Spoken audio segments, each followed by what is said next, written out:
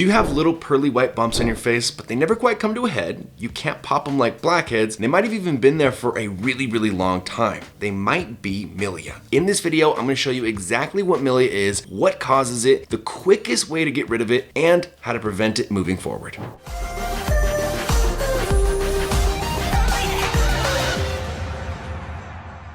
Milia, which also sometimes is called milk spots, they're these little small cysts of trapped keratin that's under the skin. They're usually white, but sometimes they're like a slight bit of yellow, and they're usually not itchy or really red at all, but if you rub them against rough sheets or clothing, it can cause them to become irritated and red for a short period, which makes people sometimes think that they're pimples or blackheads and that they can be popped. They sometimes will come out on their own after a few weeks or months after they appear, but most of the time they don't. So you might even have them for years. You might just have them like as long as you can remember. Some people are walking around with milia for 5 years or even longer, and they just have no clue that you can actually just get rid of them.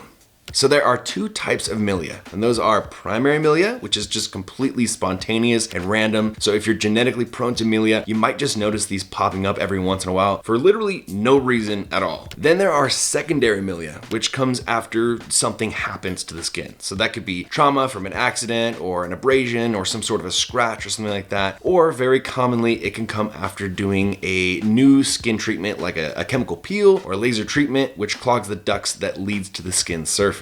Either way, they look the same, but here are some of the most common causes of secondary milia. Blistering due to a skin condition or blistering injuries like poison ivy, burns or even physical burns, long-term sun damage, which I will get into later in the video, long-term use of steroid creams. So if you've ever used a steroid cream for a long period of time, you might have noticed that these bumps start popping up pretty often. And finally, skin resurfacing procedures, like I said, so dermabrasion or laser resurfacing. All right, so how do we get rid of these little suckers? We're about to get into that. I just quickly want to mention that if you have acne, you should definitely check out my acne program, theacnemethod.com. It's written by someone who's had serious acne for people with acne, and already it's been able to help thousands of people. You can check out some of the success stories, before and afters, the testimonials on the website. I think you're really gonna like the program. Okay, now let's get into how we get rid of milia fast.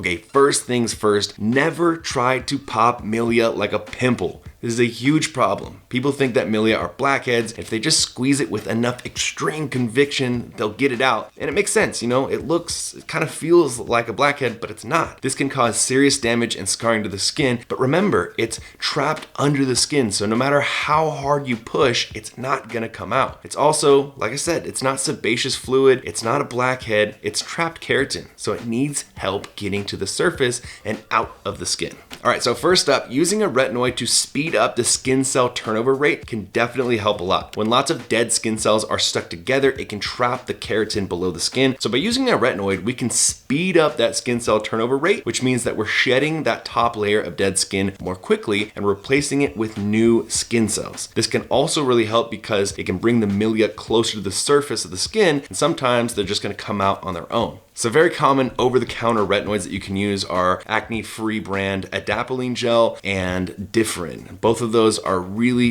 effective, but you can buy them on Amazon. You don't need to have like a prescription or anything like that.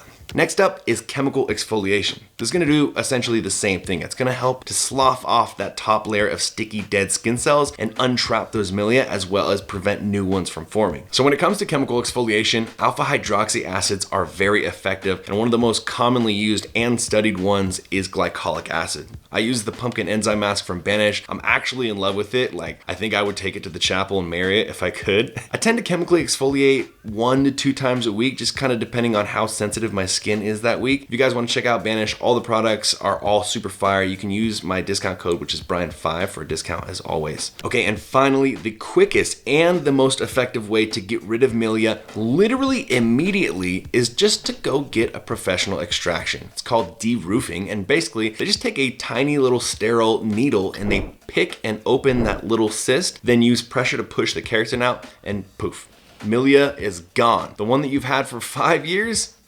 gone. So now we know how to get rid of the milia we already have, but how do we prevent more from forming? What's really interesting is that some ingredients in, common skincare and makeup products can actually cause milia in certain milia-prone skinned people, and you really want to avoid these following ingredients: liquid paraffin, liquid petroleum, paraffin oil, periphenum liquidum, petroleum liquid, and petroleum oil. Okay, next up, we have to prevent that sun damage I was talking about earlier by using a sunblock of at least 30 SPF. Here's what board-certified dermatologist Dr. Engelman says. Sun damage can be a contributing factor to milia because it makes skin rough and leathery, so it's more difficult for dead skin cells to rise to the surface and shed normally. The resulting clogs can trigger milia formation, and they'll stick around unless steps are taken to unclog the pores. If you tend to get milia around your eyes, take a look at any product that you're using in that area, like eye serums, because your skin is thinner there, so it's more prone to milia in the first place. And if the products that you're using are too thick or they're too heavy, they can cause milia for milia prone skin. So make sure that the products you are using are all non-comedogenic, which means non-pore clogging, including your sunblock. So this is really important. Makeup removers can actually cause milia too. Here's what Dr. Sam Bunting said. I also recommend taking particular care when choosing products for eye makeup removal. Oily or biphasic eye makeup removers tend to be more problematic. Next up, gentle cleansing regularly can be really useful to remove dirt, products, oil, and ultimately prevent dead skin cells from sticking together and trapping that keratin. The one that I use is the Gentle Mint Cleanser from Banish, but really choose a cleanser that is kind to your skin, doesn't irritate it, especially if, like me, you have very sensitive skin. And finally, steaming regularly seems to work for some people. So this one, there's not like scientific studies or anything like that, but yeah, some people have reported that if they steam regularly, they have way less milia, so it's definitely something to try. All right, so there you have it. If you have never heard of milia before, you may have just been walking around thinking that you have blackheads or sebaceous filaments, or maybe just walk around having no idea what it is, or like me, you just thought it was part of your genetic makeup, you just had little bumps on your skin. But now you know that it's called milia and there's actually something you can do about it. On a side note, my fiance is actually really self-conscious about her milia that she has right under her eyelids. And when I first started dating her, I used to always look at these little milia and I used to think they were just so cute. So she'd always get really self-conscious as I was staring at them because she thought I was judging her, but I just thought they were really cute. I am kind of weird, I will admit. I think all acne is really, really cute on people that I'm attracted to. I just think it adds even more to it, but that definitely is just a team acne thing. Anyways, I hope you guys enjoyed this video. If you did, if you thought it was helpful, give it a thumbs up. Let me know what you thought in the comments below. Let me know if you do have milia or if you've dealt with it in the past. And if any of your friends have milia or are asking about it and want some information, definitely share this video. It really helps this channel get out to more people. And of course, subscribe to the channel if you're not subscribed already, because I put new acne and skincare videos out every single week. That's it for this one. Remember, you are not alone. You are beautiful and you're part of Team Acne. I'll see you skin bosses in the very next video.